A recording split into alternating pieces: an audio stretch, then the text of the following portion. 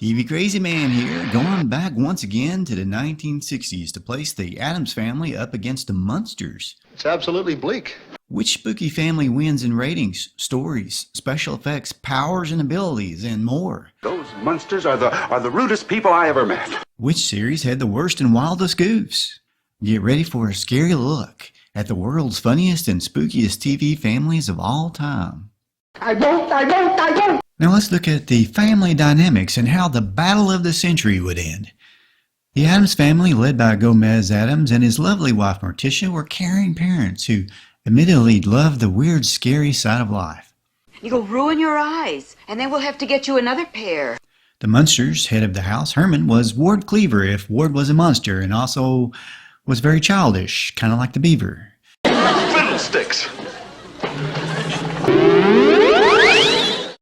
Lily was wise and a great wife and mom, like June Cleaver, only if June was part vampire. I must say you're light on your feet. The Munsters and the Addams family don't really think of themselves as different from other families. We're the average American family. Being basically normal humans, basically, Morticia and Gomez could probably go to someplace like Walmart without people screaming in terror. I mean, sure, they'd get a few stares. Hey, what am I saying? In Walmart, they'd fit right in.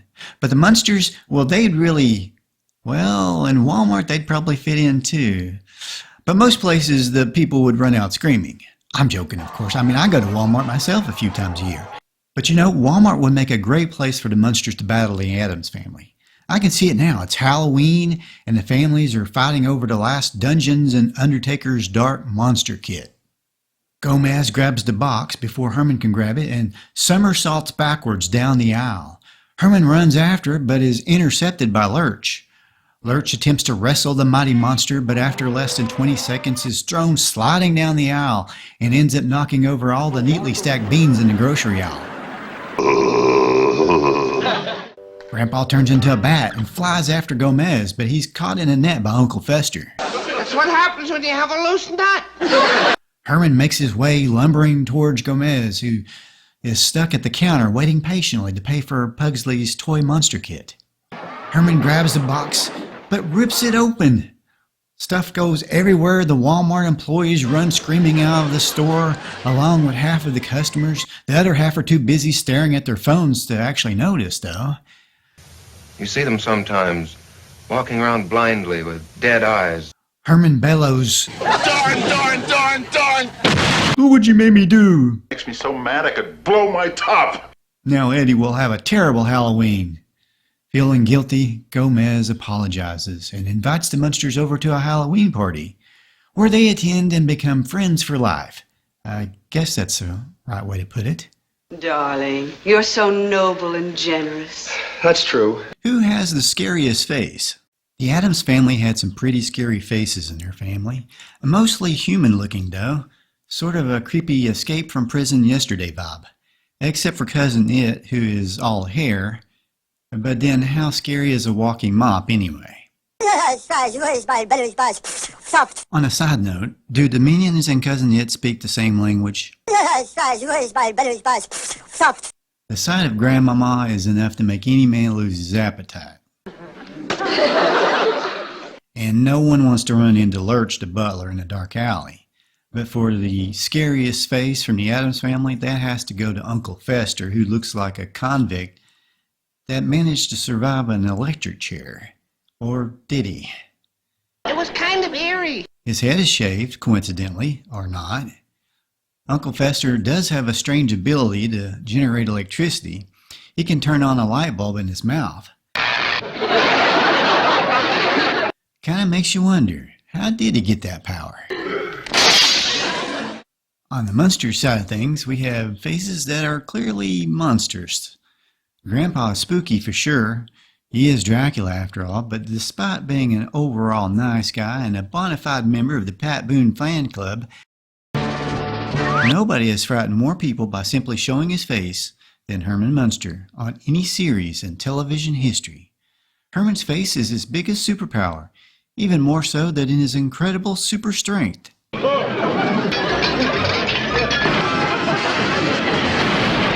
So while Uncle Fester might give you the creeps, Herman Munster wins easily in the Scariest face competition.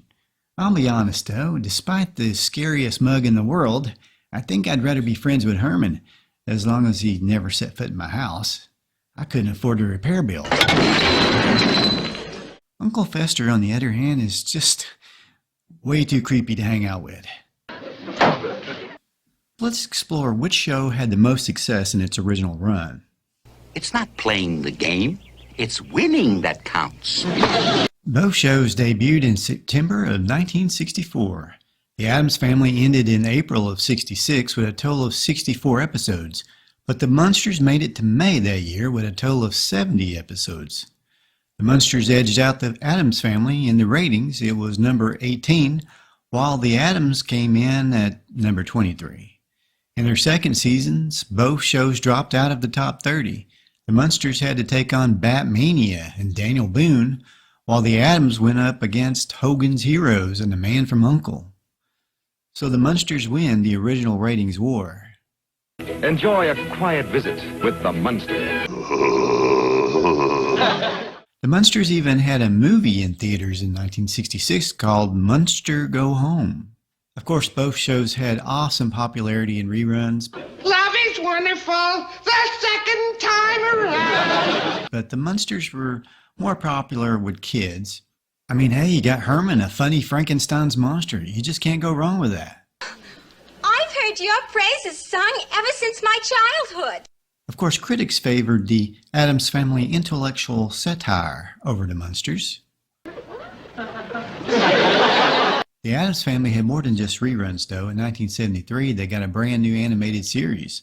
They even teamed up with Scooby-Doo on the new Scooby-Doo movie series. They made an animated comeback in 1992 after the success of the Addams Family feature film, which was a big hit. The second one fared less successfully. The third went straight to VHS. The Munsters had an animated pilot called The Mini Munsters. It only had Al Lewis from the original cast and was never picked up for a series. The Munsters tried to come back in '81 with the original cast for the TV movie The Munsters Revenge, which was a huge treat for me back in the day.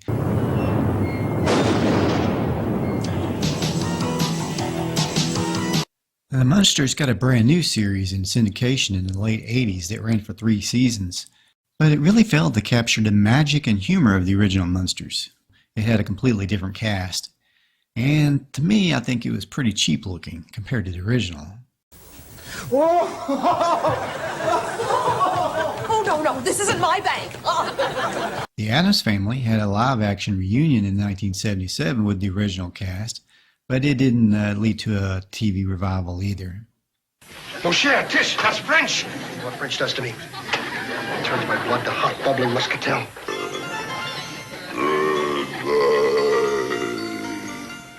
There was also a live-action TV series in the 90s with a new cast, with a massive 65 episodes done in only 1 season. It's the Addams Family. The Munsters got a couple of TV movies in the 90s that were fine, and not amazing, but not terrible. Speaking of terrible, I don't like the sound of that. Rob Zombie's 2022 Munsters was a disaster that clearly forfeited the box office to the Addams Family. You know it's bad when a Munsters fan like myself can't even finish watching. I mean, not even just to see where it was going. And I'm not really that particular. Looking for a vision. The Addams Family, of course, has a couple of big-budget anime movies that did pretty well. And then there's a new, very popular Netflix show called Wednesday that is directed by Tim Burton. The show is about Wednesday primarily, but has the other members of the family in it, I've read. I haven't actually seen it, so I can't say any more than that. There was another attempt at a Munsters revival called Mockingbird Lane in 2012. It was a weird, serious look at the Munsters with Jerry O'Connell from Sliders as Herman, and he basically went as himself. I mean, no attempt was made to make him look like Frankenstein's monster at all. Interesting possibilities there, but just wasn't the Munsters. The network aired the pilot, but passed on making it as a regular series. Kids. Seems like nobody is able to come close to the comedic energy and magic from the original Munsters cast, So in terms of successful reboots without the original cast, the winner is definitely the Addams Family. As I mentioned before, it was Batman that conquered the Munsters in the ratings and tore kids away from the show. It's interesting to note that cast members of the Addams Family appeared on Batman. Carolyn Jones, who starred as Morticia Addams, played Marcia, Queen of Diamonds, in 5 episodes of Batman. Gomez Addams, John Astin, appeared in 2 episodes of Batman as the Riddler. Ted Cassidy, Lurch the butler, appeared in a brief window cameo as Lurch. And isn't it coincidental that Lee Merriweather, who played the Catwoman in the 1966 Batman movie, took over as Lily Munster in Munsters Today? Life is funny that way, isn't it? It was kind of eerie. Now let's take a quick fun look at the special effects, props, and some goofs from both of these great spooky shows. Did you ever notice early on in the Munsters that Grandpa had a longer nose? At first, Al Lewis wore a prosthetic nose that was abandoned shortly thereafter. You know, with a nose like that, how could Dracula ever bite anybody?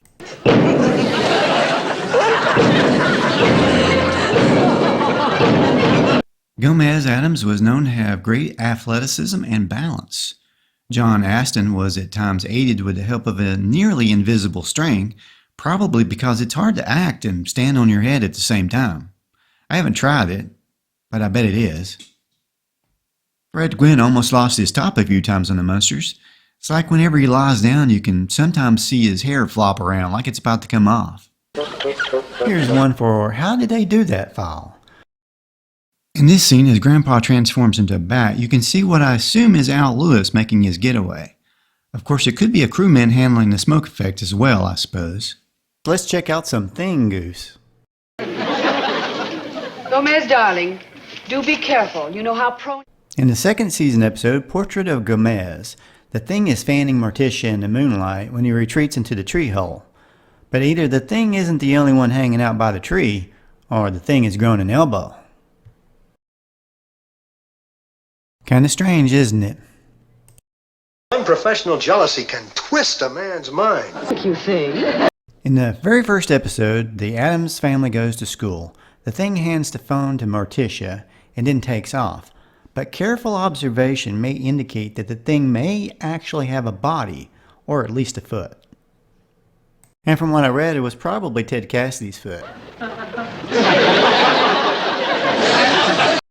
Okay, on this scoof from the episode Knockwood, Here Comes Charlie. It's my head broke. Look to your left. Isn't it spooky when you see people show up that aren't supposed to be there? And here's another person that isn't supposed to be there. I bet you thought I was going to say it was a ghost or something, right? Because I'm not. Weird, isn't he? Oh, goody, goody. In the episode Herman, Coach of the Year, Herman throws a discus and something magical happens. You know, Herman must have scared that discus so bad it turned into a football. In the episode Herman Picks a Winner, Herman tries to make his escape from some dirty crooks, and he may have gotten a hand from Thing from the Addams Family. Otherwise, where did this hand come from? Well, I hope you enjoyed this comparison of the Munsters and the Addams Family. Please subscribe, comment, and hit the like. I love reading your comments, so let me know your thoughts and opinions. There's lots more classic TV facts and fun on the TV Crazy Man channel, so keep on watching for fun facts, goose, bloopers, and my wild imagination. Thanks, y'all have a great day.